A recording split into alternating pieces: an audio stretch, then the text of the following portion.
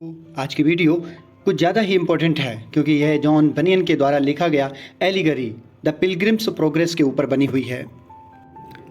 आप लोगों को मेरी जितनी भी वीडियोस इस यूट्यूब प्लेटफॉर्म पर मिल रही हैं, इसमें कोई अनर्गल या कोई एक्स्ट्रा बात नहीं होती, केवल पढ़ाई के लिए है। जो इम्पोर्टेंट होगा UGCNET, अदर कंपटीशन जो इंग्लिश लिटरेचर, इंग्लिश लैंग्वेज के ऊपर डिपेंड होते हैं, उन्हीं एग्ज़ाम्स को लेकर के हम इस यूट्यूब चैनल में वीडियोस बनाते हैं।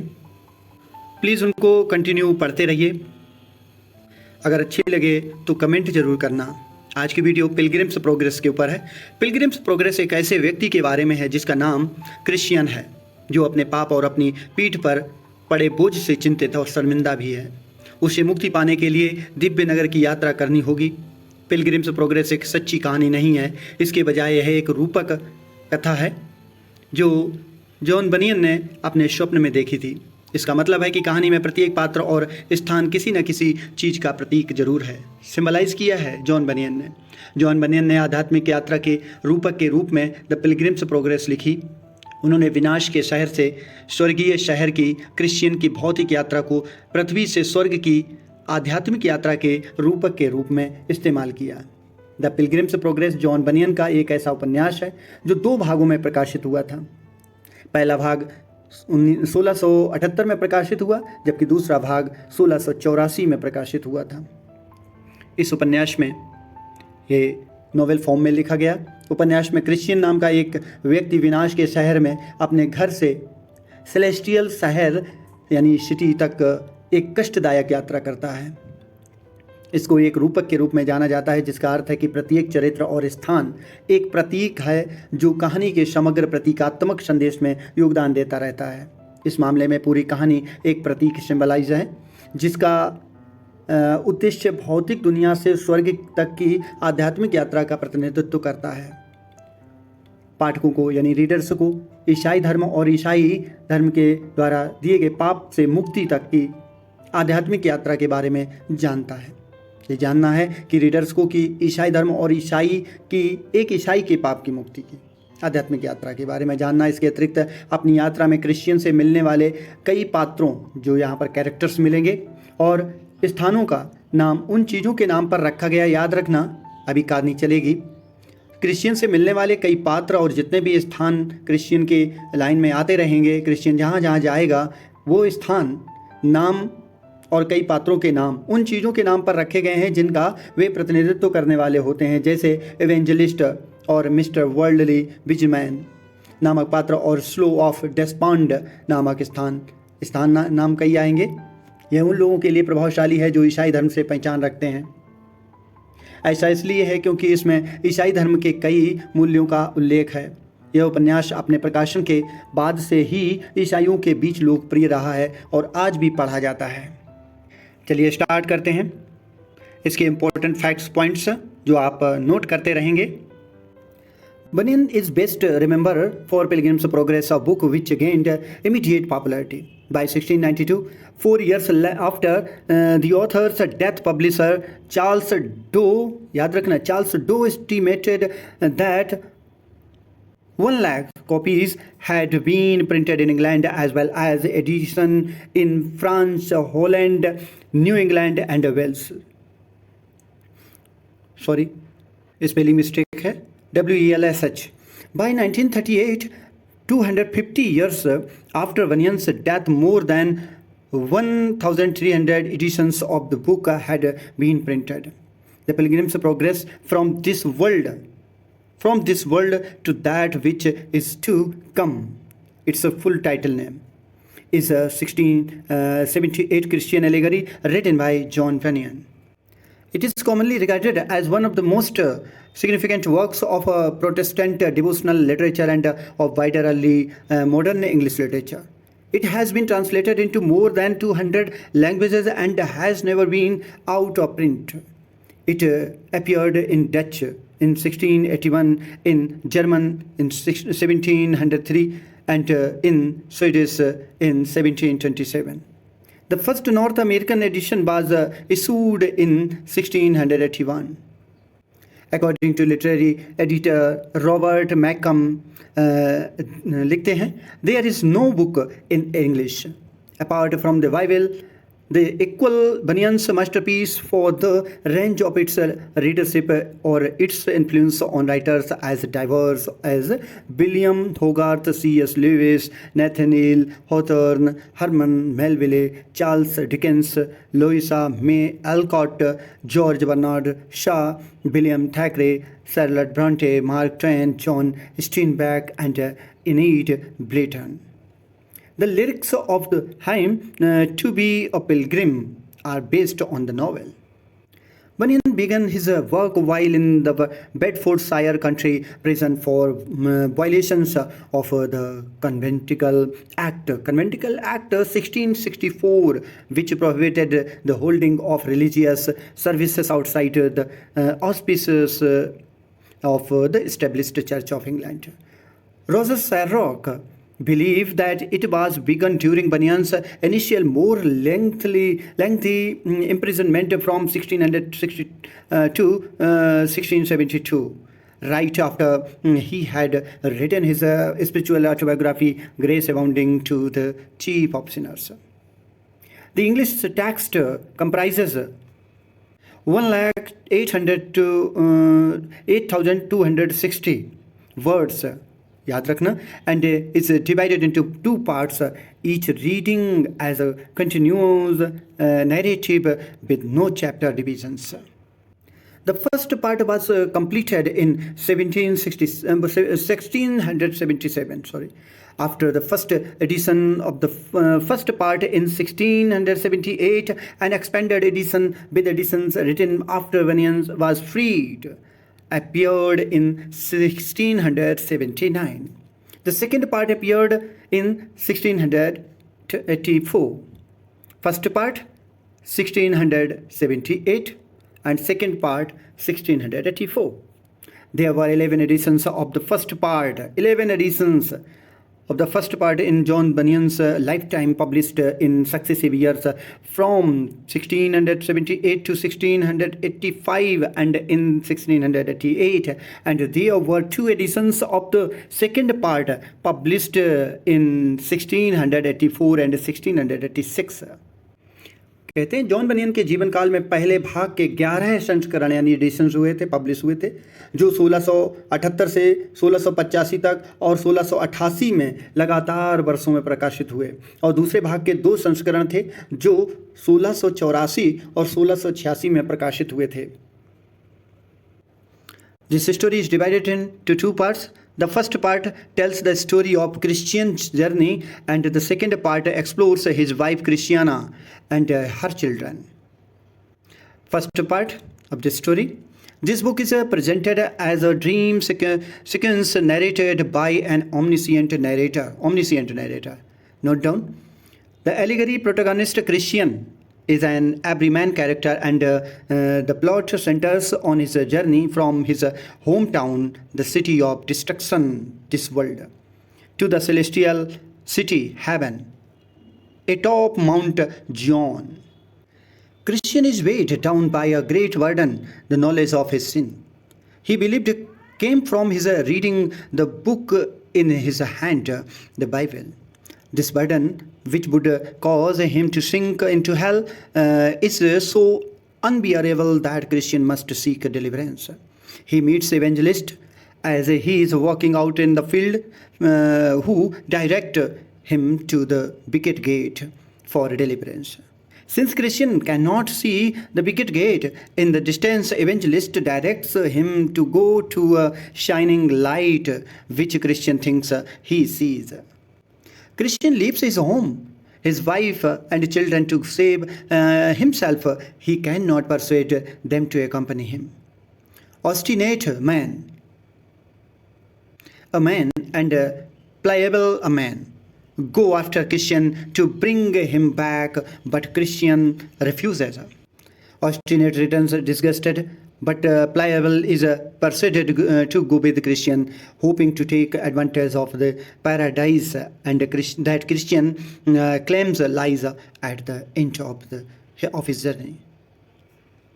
Pliable's journey with the Christian is cut short when the two of them fall into the slough of despond, a boggy, mire-like swamp where pilgrims' doubts, fear, temptations, lusts, shames, guilt, and sins of their present condition of being a sinner are used to sink them into the mud of the swamp.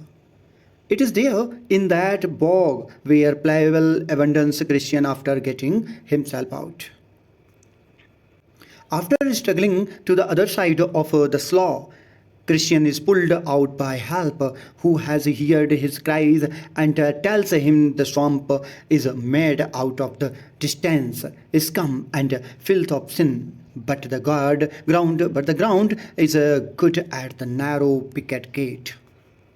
Next, on his way to the wicket gate, Christian is diverted by the secular ethics of Mr. Worldly Wise Man into seeking deliverance from his burden through the law, supposedly with the help of Mr. Legality and his son Civility in the village of morality, rather than through Christ. Allegorically, by way of the picket gate, evangelist meets the wayward Christian as he stops before Mount Sinai on the way to Mr. Legality's home. Next, evangelist exposes worldly wise man, legality, and civility for the frauds they are. They would have the pilgrim leave the true path by trusting in his own good deeds to remove his burden. At the wicket gate begins the straight and narrow area. King's Highway, and a Christian is directed into it by the gatekeeper Goodwill. The name of gatekeeper Goodwill, who saves him from Beelzebub's archers.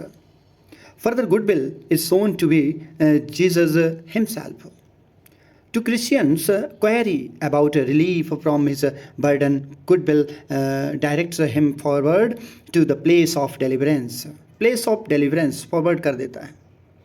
Christian makes his way from there to the house of the interpreter, where he is shown pictures and tableaux that portrays or dramatize aspect of the Christian faith and life.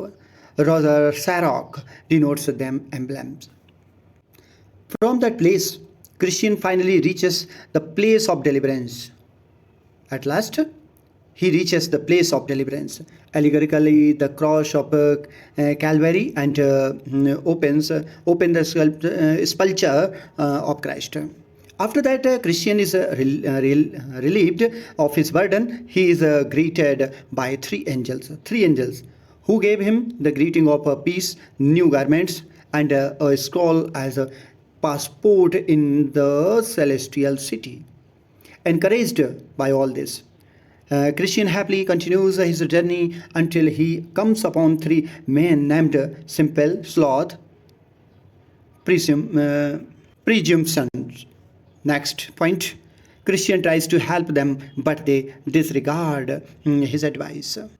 Before coming to the hill of difficulty, Christian meets two well-dressed men named Formality and Hypocrisy, who prove to be false Christian that perish in the two dangerous bypasses near the hill named Danger and Destruction. Christian falls asleep at the arbor above the hill and loses his scroll, forcing him to go back and get it. Near the top of hill of difficulty, he meets two weak pilgrims named Mistrust and Timoras, who tell him of the great lions of the Palace Beautiful. Atop the hill of difficulty, Christian makes his first stop for the night at the house of the Palace Beautiful, which is a place built by God for the refreshment of pilgrims and godly travelers. Christian spends 3 days here, यहाँ पर 3 दिन बिताता है, and leaves clothed with the armor of God, which stands him in good stead in his battle against the demonic dragon like Apollyon, the Lord of the God of the city destruction in the valley of humiliation. This battle lasts over half a day until Christian manages to bound and stab Apollyon with his two-edged sword, reference to the Bible. At night falls, Christian enters the fearful valley of the shadow of death, where he hears the words of the 23rd Psalm spoken possible by his friend Faithful. Faithful is put on trial and executed by burning at the stake as a martyr. Hopeful, a resident of Vanity Fair, takes Faithful's place to be Christian's companion for the rest of the way. यही vanity fair जो William मैकपीस ठैकरे ने अपनी एक novel लिखी थी, उसका main title यही रखा था. Christian and hopeful then come to a hill called Lucre, where there is a silver mine. Afterward, a false pilgrim named Bunyan and his friends who followed Christian and hopeful only to take advantage of them perish at the hill Lucre, never to be seen or heard from again. On a rough way, stony stretch of road, Christian and hopeful leave the highway to travel on the easier by path meadow, where a rainstorm forces them to spend the night. In the morning, they are captured by giant Despair, who is known for his savage cruelty and his bifid diffidence. Both pilgrims, Christian and hopeful, are taken to the giant doubting castle, giant's doubting castle, where they are imprisoned, beaten and starved. The giant and the giantess, both giant and the giantess, want them to commit suicide, but they endure the ordeal until Christian realizes that a key he has, called a promise, will open all the doors and the gates of doubting castle. Using the key and the giant's vulnerability to sunlight, they escape. The delectable mountains from the next stage of Christian and hopeful's journey, where the shepherds show them some of the wonders of the place, also known as Emmanuel Land. The pilgrims are shown sights that strengthen their faith and warm them against shining, like the hill error or the mountain caution. On Mount Clear, they are able to see the celestial city through the shepherd's perspective glass, which serves as a telescope. The shepherds tell the pilgrims to beware of the flatterer and to avoid the enchanted ground. Soon they come to a crossroad, and a man dressed in white comes to help them. A true shining one comes and frees them from the net.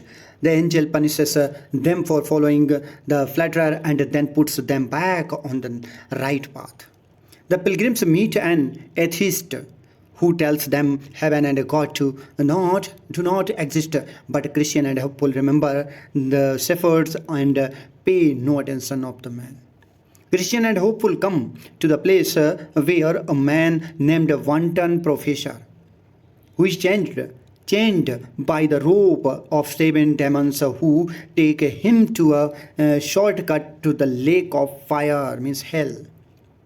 On the way, Christian and hopeful meet a lad named Ignorance, who believes that he will be allowed into the celestial city through his own good deeds, rather than as a gift of God's grace.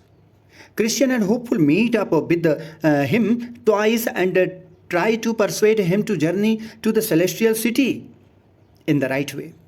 Ignorance persists in his own way that he thinks will lead him into heaven. After getting over the river of death on the fiery boat of vain hope without overcoming the hazards of wading across it, Ignorance appears before the gates of celestial city without a passport which he would have acquired had he gone into the King's Highway through the wicket gate. The Lord of the Celestial City orders the Shining One's angel to take ignorance to one of the byways of hell and throw him in. Christian and hopeful, with a deep discourse about the truth of their glorious salvation, managed to take it through the dangerous enchanted ground and into the land of Beulah,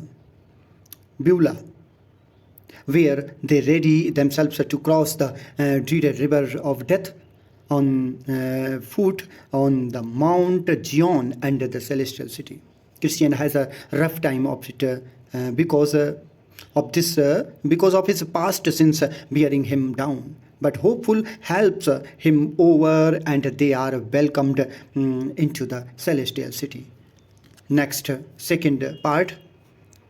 In the second part of the Pilgrim's Progress presents the pilgrimage of Christian's wife Christiana and their sons and the maiden Mercy. They visit the same stopping places that Christian visited, with the addition of Guy's Inn between the valley of the shadow of death and Vanity Fair. But they take a longer time in order to accommodate marriage and childbirth for the 4 sons and their wives. The hero of the story is Greatheart. The hero of the story, Greatheart, a servant of the interpreter who is the pilgrim's guide to the Celestial City. He kills 4 giants called Giant of Grim, Giant Maul, Giant Stay Good, Giant Despair, and participates in the slaying of a monster called Legion that terrorizes the city of Vanity Fair. When Christiana's party leaves Guy's Inn and Mr. Feeble Mind lingers in order to be left behind, he is encouraged to accompany of the party by Greatheart. Christiana, Matthew, Samuel, Joseph, James, Mercy, Greatheart, Old Mr. Honest, Mr. Feeble Mind, Mr. Ready to Halt, Phoebe, Grace, and Martha come to bypath Meadow, and after much fight and difficulty slay the cruel giant Despair and the wicked giantess Diffidence, and demolish Doubting Castle for Christian and hopeful who were oppressed here. They free a pale man named Mr. Despondency and his daughter named Much Afraid from the castle dungeons. When the pilgrims end up in the land of Beulah, they cross over the river of death by appointment. And next, last time, as a matter of importance to Christians of Bunyan's persuasion reflected in the narrative of Pilgrim's Progress, the last words of the pilgrims as they cross over the river of death are recorded. The 4 sons of Christian and their families do not cross but remain for the support of the church in that place. ये video कुछ ज़्यादा बड़ी ही हो गई है। आशा है कि आप लोगों को अच्छे से समझ में आई होगी। फिर से बार बार देख लेंगे तो और भी अच्छे से याद हो जाएगी ये स्टोरी। Thank you.